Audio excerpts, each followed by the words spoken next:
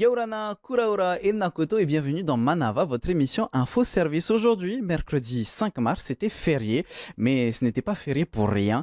Effectivement, en 1797, les premiers missionnaires protestants arrivent à Tahiti. Et chaque année, cet événement est célébré sous le nom l'arrivée de l'Évangile. C'est notre sujet d'aujourd'hui avec, d'un côté, nous avons Philippe Newfer, président du conseil d'administration de l'enseignement protestant et le pasteur Gaston Marama Tawira, pasteur de l'église protestante Maohi et docteur de théologie spécialisé sur l'histoire des missionnaires. Irana, messieurs. Yorana Manava.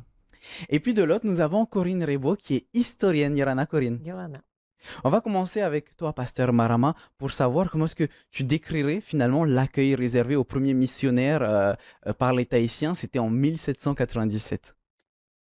Et tout d'abord, je voudrais vous dire Maruru pour nous avoir invités les trois à venir sur ce plateau et puis discuter de cette grande fête pour le peuple, pas seulement pour les protestants, mais pour la population entière de ce phénomène Maui.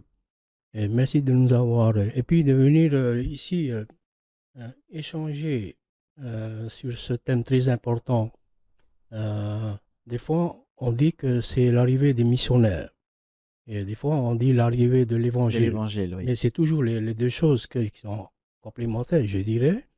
Et c'est une date très importante parce que, et pour répondre à votre question, lorsque les missionnaires de la London Mission Society arrivent à Tahiti, et là aussi c'est la date, parce que il y a certaines qui ne sont pas d'accord avec la date du 5 mars. Mhm. Mais il faut savoir que lorsque les missionnaires sont arrivés, c'était le 4. Mais vous savez que les pays qui sont à l'ouest, ils ont une journée d'avance que ceux qui sont à l'est. Donc, ce qui fait que c'est le protectorat français qui a remis la date à sa place. C'est-à-dire, et pour éviter les débats, les critiques, le protectorat a remis la date du 5 mars. Du 5 plutôt que le 4. Du 4. Alors que normalement, c'était le 4 mars. Alors, c'est pas lorsque les missionnaires protestants sont arrivés, c'est pas la première fois que les Maoris souhaitent la bienvenue à ces Européens. Ils l'ont déjà fait avant parce qu'il y avait les navigateurs comme Samuel Wallis, Bougainville, James Cook. Donc, ils ont déjà à l'esprit l'accueil. Parce que, d'une manière ou d'une autre, ça fait un peu partie de cette coutume d'accueillir Bien sûr, coutume bien connue des Polynésiens d'être accueillants, bienveillants. Voilà. Et lorsque les missionnaires sont arrivés, il y avait des centaines de pirogues qui l'amenaient de Punavia jusqu'à Matavai. Et pour les missionnaires eux-mêmes, ils étaient ébahis de voir tous ces pirogues, des centaines, les accompagner jusqu'à Matavai. Et donc, c'est pour dire que les missionnaires, ils ont reçu un bon accueil à cette époque-là pour ces missionnaires qui viennent et qui ont une mission très particulière, c'est-à-dire introduire le nouveau Dieu ici en Polynésie. Et justement, on rebondit sur ce que tu viens de dire. Donc, cette date va démarrer un nouveau cycle, on peut dire ça comme ça, Philippe? Oui, une rupture épistémologique. Et aujourd'hui encore, on a les résultats, les fruits de ce qui a été planté à ce moment-là.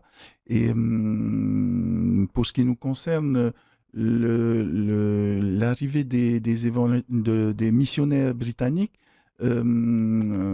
s'est faite comme il vient d'être décrit, mais au bout d'un moment, ça s'est un peu essoufflé. Et du coup, à partir du protectorat, pour rebondir sur le protectorat, la reine Pomaricat a sollicité des missionnaires francophones. Mhm. Et c'est à partir de là qu'elle a voulu qu'il y ait une école protestante francophone. Alors que jusqu'alors, c'était une école protestante tahitienne et anglaise. Donc, nous sommes aujourd'hui en fait les légataires de cette volonté de la reine en tant qu'enseignement protestant. Rien que ce changement, ça a eu un grand impact sur la suite des événements?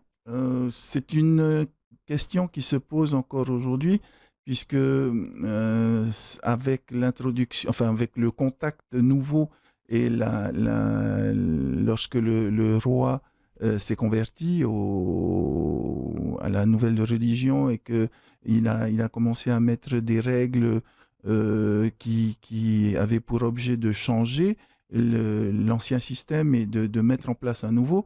Et il est sûr qu'aujourd'hui, nous sommes le résultat de cette volonté souveraine.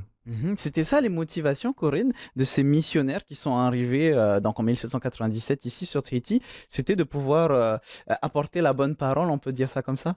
Alors voilà, je voudrais revenir un tout petit peu donc et compléter ce qu'a dit monsieur le pasteur. Donc, Mhm. en fait, le premier Européen qui arrive à Tahiti, donc en anglais, qui s'appelle Samuel Wallis avec son équipage sur le Dolphin. L'année suivante, on verra arriver Aitia Bougainville. Et l'année d'après, James Cook, lors de son premier voyage, qui arrivera en baie de Matavai. Et après eux, vont continuer à arriver d'autres navires. Alors, James Cook reviendra encore 2 fois lors de son second et troisième voyage, mais il ne faut pas oublier non plus la présence qui fut assez longue, celle de l'équipage de la Bounty, Mhm. avec William Bligh, le premier passage de la Bounty, puis le second avec les mutins, etc. Donc, les Polynésiens, ils sont habitués en 1797 à voir arriver des bateaux, des 3 mâts, avec des Européens à bord. Et l'accueil, comme l'a décrit monsieur le pasteur, l'accueil est toujours souvent, enfin, est toujours très avenant. Et la petite chose que je voudrais ajouter, c'est que quand ils voient arriver le Duff en 1797, pour eux, c'est un bateau comme un autre, avec des Européens comme d'autres. Parce qu'en ce temps-là, on n'est pas informé à l'avance, comme on l'est maintenant, de savoir qui est à bord, qu'est-ce qu'ils vont faire et pourquoi ils arrivent. Pour les Tahitiens qui sont là en baie de Matavai, c'est un nouveau bateau qui vient séjourner et avec qui on va faire connaissance. Et là, la différence va être importante parce que les explorateurs qui passent avant n'ont pas pour objectif de changer les mœurs, les populations. C'est ça la différence voilà. avec justement ce bateau. Ils vont venir, les autres, ils viennent, ils observent, ils décrivent, ils font des lexiques, ils vont faire des livres par la suite pour certains, mais ils sont dans une situation d'observation. Tandis que les missionnaires vont se servir justement de ces observations qui ont été rédigées par certains donc à l'issue des voyages particulièrement de James Cook. Et comme ils ont appris qu'au fin fond du Pacifique vivait un peuple qui était toujours païen, c'est-à-dire donc qui ne connaissait pas l'Évangile, eh bien, à partir de la création de la London Missionary Society en 1795, ils vont monter une expédition et qui va se réaliser avec l'envoi du Duff. Le Duff qui d'ailleurs fera un très long voyage parce qu'il devait passer par le Cap Horn, mais comme il ne va pas pouvoir réussir à passer à cause des tempêtes, il va devoir faire le tour du monde par les autres caps pour finir par arriver, on va dire, le 5 mars à Tahiti, 5 mars 1797. Et tout cet impact aujourd'hui, cet héritage, comment est-ce que vous le recevez avec l'église protestante Maohi, pasteur Marama? Mais ce que je veux dire d'abord, il y a 2 choses. D'abord, c'est différents navigateurs qui arrivent à Tahiti. C'est comme des vagues qui viennent se briser sur les côtes de cette île. Et donc, ces vagues qui se déferlent, ben, ça a donné beaucoup de changements dans la vie des Polynésiens. Alors, l'héritage de ce que... Parce qu'il faut dire que ce bateau, ça appartenait à une société hollandaise. Et lorsque les dirigeants de la London Missionary Society et en particulier les 2 pères fondateurs, David Bogg et puis Thomas Harvis, ils étaient vraiment à l'origine de la mise en place de cette société, la London Missionary Society. Et ils vont tout faire pour que l'évangile qui commence à s'imprégner en Europe doit être porté en dehors de l'Europe. Et donc, le choix pour ces pères de la London Missionary Society, où aller? Quel choix de champ d'évangélisation? Il y avait des propositions en Afrique ou bien en Finalement, c'est en Asie. Polynésie Et française finalement, qu'ils sont c'était en venus. Polynésie. Et plus précisément, à cause des écrits, et notamment de James Cook, qui a décrit ce qui se passe ici. Ah, donc finalement, il y a un lien entre les prédécesseurs, les voyageurs précédents On et... ne peut pas se détacher de ce que les prédécesseurs ont fait. Et ça a été un point culminant pour le choix de ces pères de la LMS Tahiti comme premier champ d'évangélisation dans le Pacifique. Et donc, ils ont choisi 30 premiers missionnaires. Et parmi ces 30, il y a 4 pasteurs ordonnés. Et le reste, ce sont des artisans. Il y a des maçons, des dentistes, voilà. Alors, il y avait un désaccord pour le choix. Parce que pour ces deux pères, ce n'est pas uniquement d'évangéliser, mais également d'établir la civilisation européenne ici à Tahiti. Oui, moderniser finalement la civilisation qu'il y avait sur Tahiti. Et de donner un peu plus de meilleur, par exemple, construire de belles maisons, construire de bons bateaux pour aller à la pêche. Justement, c'était justement ma prochaine question pour Philippe. Il y a eu des impacts positifs ou négatifs, on peut en parler, Philippe, ensemble? Des impacts directs, voire même indirects, finalement. Il y a tout type d'impact. Le sac, le ressac, pour reprendre l'image de la vague. D'abord dans l'organisation quotidienne, puisque il faut savoir que c'était des missionnaires très volontaires. Ils sont issus du mouvement millénarisme, revivaliste. Et donc, pour faire revivre l'évangile, ils sont allés au bout du monde. Ils ont choisi Tahiti, certes, mais ils sont animés d'une véritable foi, de bonne foi, c'est-à-dire changer les choses, améliorer pas que sur le point de vue des structures, mais aussi de la santé. Et c'est d'ailleurs ce qui va être déterminant, je pense, pour la conversion, puisqu'ils viennent avec certains médicaments qui sont utiles pour combattre les virus qu'ils amènent eux-mêmes. Donc, c'est quand même assez pratique. Et donc, des changements sociétaux, des changements au niveau de l'organisation sociale, puisque maintenant tout se passe autour de l'église qu'on bâtit. On essaie de faire un village et on essaie de retenir les gens, plus qu'ils partent à gauche et à droite.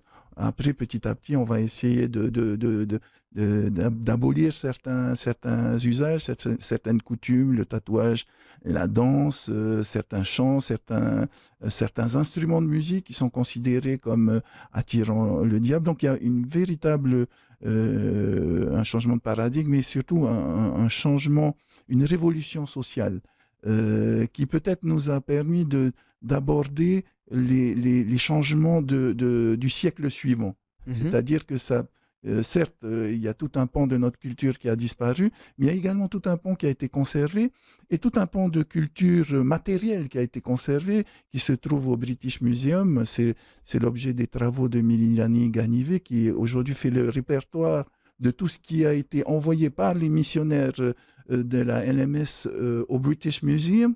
Et là, on se rend compte qu'il y a énormément il y a un patrimoine matériel énorme qui dort dans les caves du British. Et voilà, il y a cette volonté de changer, mais cette curiosité également sur la religion ancienne, parce que si les missionnaires sont venus avec cet évangile, Dieu était déjà ici. Et justement, tant qu'on parle de ça, la Bible qui a été traduite en tahitien, ça fait partie des impacts qui ont marqué l'époque, et ça a eu un impact aussi, Corinne, sur l'éducation en général. Oui, tout à fait. Mais donc, pour poursuivre, un des changements majeurs, c'est de vêtir les populations, puisque les populations allaient quasi nues. Et donc ça, il faut l'empêcher absolument. Donc, en fait, les missionnaires viennent donc suite aux écrits des navigateurs pour à la fois pacifier la société, pour introduire l'évangile et pour aussi l'éduquer. puisqu'il est question de leur apporter donc la nouvelle foi, etc. Mais au final, ce n'est alors, dans un premier temps, c'est un peu compliqué parce que les Polynésiens ne sont pas très amènes à vouloir changer d'habitude, de religion. Ils ont de nombreux dieux et ça les satisfait tout à fait. Et puis, progressivement, eh bien, ils vont adhérer avec leur chef du nord de l'île, Pomaré, dit Pomaré II. Et tout cela va pouvoir se dérouler. Mais au fond, ce n'est pas si difficile parce qu'on va remplacer Taroa et les autres dieux par Jéhovah. Mhm. On va se réunir, mais le peuple polynésien était déjà habitué à se réunir autour du marae. Donc, on va se rassembler et ensuite, on se rassemblera dans ce qu'on a après dans le temple. On va chanter, mais on chantait déjà auparavant. Donc, on va continuer. Donc, il y a une espèce de continuité. On ne change pas vraiment les habitudes Alors, finalement. évidemment, on change de Dieu, on change de mœurs, on change de coutumes aussi. Mais globalement, on va rester quand même dans le concept religieux malgré tout. Et c'est en ça que ça va pouvoir se réaliser en quelques années finalement. Alors des changements sur l'aspect de l'éducation, de la société, de la religion et petit à petit, ben voilà, on vient aujourd'hui 2025. Est-ce que aujourd'hui, d'après toi, pasteur Marama, les gens ont perdu l'importance de cette date qui est ben voilà importante pour l'histoire de la Polynésie française? Non, je ne pense pas. Cette date est restée ancrée dans la vie des Polynésiens. C'est vraiment une date historique parce que pour la première fois, venir à Tahiti, d'abord les missionnaires, ils ont été demandés d'évangéliser, c'est-à-dire prêcher l'évangile de Jésus-Christ. Mais lorsqu'ils arrivent à Tahiti, ils se sont rencontrés qu'il y a des problèmes.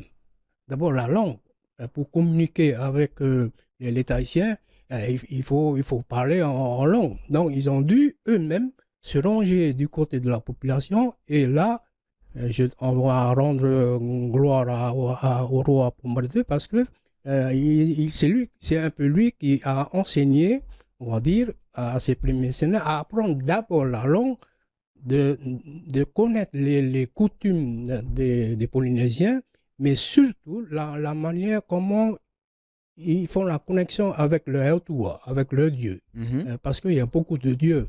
Et donc tout ça, il fallait se ranger du côté, et donc ça a changé un petit peu leur plan lorsqu'ils arrivaient. Ce n'est pas d'abord commencer à évangéliser, mais civiliser, apprendre la coutume, apprendre la langue, apprendre. Donc tout ça a permis à ces missionnaires de faire leur travail. Donc, évangéliser après. Donc ça vient en deuxième temps. Donc finalement, aujourd'hui, d'après ce que l'on entend, les gens n'ont pas perdu l'importance de cette date. Mais Philippe, il y a une sorte de renouveau finalement de cette date, une nouvelle vision de cette date historique? Eh bien, aujourd'hui, il n'y a plus lieu de refaire la scénographie du dœuf qui arrive en baie de Matavai et puis de faire tout ce décorum. Peut-être que c'est l'occasion aujourd'hui de renouveler cette célébration et d'en faire une célébration peut-être un peu plus centrée vers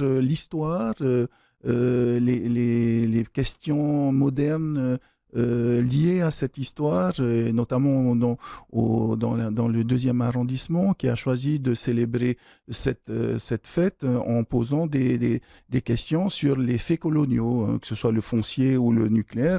Alors voilà, c'est peut-être le renouveau, et puis il y a d'autres renouveaux également qui secouent l'Église, de différents courants.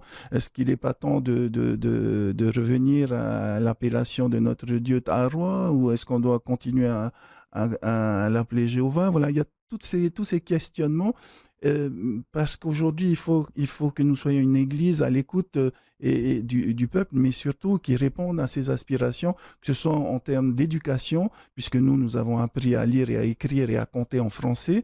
Peut-être qu'il est maintenant temps d'aller aussi au-delà, d'avoir des ambitions sur l'enseignement universitaire. C'est déjà un peu le cas, puisque nous avons un diplôme de licence dans le domaine des arts et du design. Voilà, il y a toutes ces questions d'ordre plutôt temporel, qui historique. Et peut-être que le 5 mars est là pour vous nous rappelez, c'est ce que disait le pasteur Marama, qu'au-delà des questions intemporelles, il y a quand même des questions temporelles qui aujourd'hui sont de nature à nous interpeller, que ce soit en termes de pauvreté, de difficultés d'insertion et évidemment de violence intrafamiliale. Ça veut dire que tous ces sujets, finalement, Corinne, fait que, bon, on parle de l'arrivée de l'évangile, mais ce n'est pas parce qu'on n'est pas croyant on peut ne pas fêter. C'est une fête que tous les Polynésiens pourraient célébrer aujourd'hui. Tout à fait. Et il faudra aussi, je rajouterai un petit mot sur le fait que si la propagation de la foi a pu si bien se réaliser, c'est aussi grâce au fait que les missionnaires anglais au début du 19e siècle, lorsqu'ils arrivent, vont former des Polynésiens en qualité de pasteurs. Et c'est eux qui vont être les vecteurs de la propagation de la foi. Donc, aussi bien à Tahiti qu'à Moorea, on a Pati, on a Papeya, on a et un grand nombre d'autres qui vont propager la foi et qui seront finalement les meilleurs ambassadeurs de la propagation de la foi pour cette nouvelle religion. Et restant sur la foi pour terminer, pasteur Marama, on parle cette année de la mise en valeur de la prophétie de Vaiata ainsi que celle de Rauti Tamai à Opuhara. Tu vas parler de quoi très rapidement? Mais je voudrais corriger le nom, c'est Vaita. Hein? Vaita, pardon, je l'ai mal cité. Vas-y, on t'écoute. Donc, comme vous le savez, c'est un des grands taoua du Arioi polynésien qui a prédit pendant une cérémonie très très importante à Ariatea, sur le Marado Topuatea. Donc le haut d'un arbre qui se déchire et puis il n'y a que le tronc qui est resté et les gens étaient ébahis. Et ils voudraient savoir, mais personne ne comprenait pas ce qui s'est passé. Et personne ne peut décrire un peu la signification de cet événement très important. Et là, ce prophète Maui, il se lève, il parle, et pendant son oratoire, il a prédit qu'il y aura des gens à peau blanche qui vont venir chez nous, à Tahiti, en Polynésie, par bateau sans balancier. Et là, en entendant ça, les gens étaient stupéfaits. Oui, parce que ils ont l'habitude de construire le pirogue avec balancier. Et d'entendre Vaita dire qu'il y a un bateau qui va arriver sans balancier et des gens avec la peau blanche, ils étaient ébahis. Et en plus important, je pense, c'est ces gens qui vont arriver, ils vont changer notre mentalité, ils vont changer notre religion, notre croyance à Dieu, ils vont démolir et ils vont prendre notre terre. C'est vraiment inquiétant pour ces gens pendant ce temps-là d'entendre Vaita dire que tout le bouleversement que ces gens vont arriver. Et lorsque le premier navigateur Samuel Wallis arrive à Tahiti en 1767, tout le monde se rappelait de cette fameuse prophétie de Vaita parce que c'est réalisé et comme le rappelle notre historienne Corinne, oui. Il y avait tous ces déferlements ici à Tahiti. Et finalement, la boucle est bouclée avec justement cette histoire. Parler des païens, et ce sera notre dernière question, Philippe, c'est important justement pour renouveler cette date. Nous avons dans l'église protestante Maui l'habitude de prendre cette image du Vatauati, c'est-à-dire la pirogue double, pour dire que l'évangile du Christ et les savoirs et les connaissances et Maui peuvent aller de pair. Et c'est ainsi qu'il faut le concevoir. Et c'est pour ça que c'est très bien de parler des païens pour terminer une émission sur la célébration du 5 mars, parce que finalement, c'est un peu notre résilience post-coloniale, arriver à faire se combiner ces savoirs, ces connaissances, j'allais dire, ces sagesses. Hein, et c'est tout l'objet de l'enseignement protestant également, que d'arriver à faire en sorte que chaque enfant, chaque personne puisse faire en soi cette fusion plutôt que d'opposer l'un contre l'autre, parce que finalement, ça permet d'avoir deux cerveaux, deux intelligences. Tout simplement, et ça nous permet de dire, comme je le disais juste avant, que la boucle est bouclée justement avec ce thème. Merci beaucoup messieurs, merci beaucoup Corinne d'être venue sur notre plateau. Les amis, n'hésitez pas à aller revoir nos émissions qui sont disponibles sur TNTV Replay ou sur YouTube. On se dit à demain pour une nouvelle émission à 17h.